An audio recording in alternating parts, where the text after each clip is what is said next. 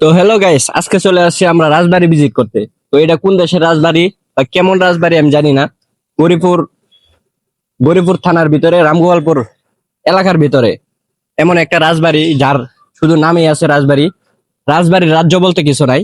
তো চলেন দেখি রাজবাড়ির ভিতরে কি আছে। এটা হচ্ছে ফালতু একটা ভিডিও, ফালতু একটা ব্লগ।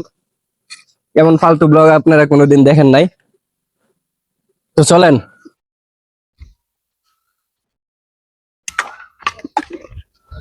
আসো, কামান বাহিনীরা আসো। এই দেখো রাজবাড়ির এইটাই মনে আছে, একটা গেট আছে, তাও একটু খুলে নিচে গামাইছে, আর কিছুই নাই। এই বাউন্ডারি করে রাজবাড়ি এখন দুরবস্থা করে লাইছে। রাজবাড়ি বলতে এই গেট ছাড়া আমি আর কিছু দেখতাছি না। না, এত দূরে এটা আরো অবস্থা খারাপ। তো এই চিপাই চাপাই কি আছে চলেন দেখি।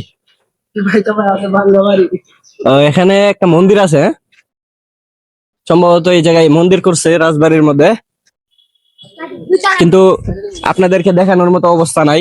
আমার অনুমতিও নাই ওই জায়গায় যাইলে আমরা মাইর খামু। আমি চাই না যে আপনি করে ভিডিও দেখাইতে যাই আমি মাইর খাই। তো এই ফালতু উল্টু যাই দেখতে পারেন দেখেন। এই পর্যন্ত এই দেখেন পোলাপানে বসে পাবজি গেলে মন্দিরের উপরে। তা ওরা ঢুকতে পারছে কিন্তু আমরা ঢুকতে পারবো না।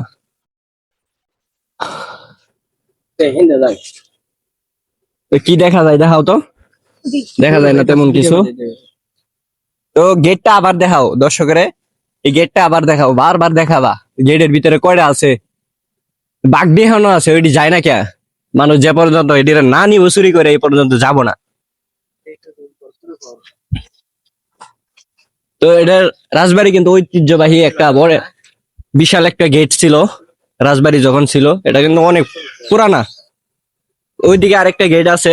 রাজবাড়ি বলতে আমরা কিছু দেখাইতে পারলাম না, রাজবাড়ি এ পর্যন্তই। তো আমরা পরবর্তী ফালতু ব্লগের জন্য রওনা দিব। এই ব্লগ এ পর্যন্ত স্টপ।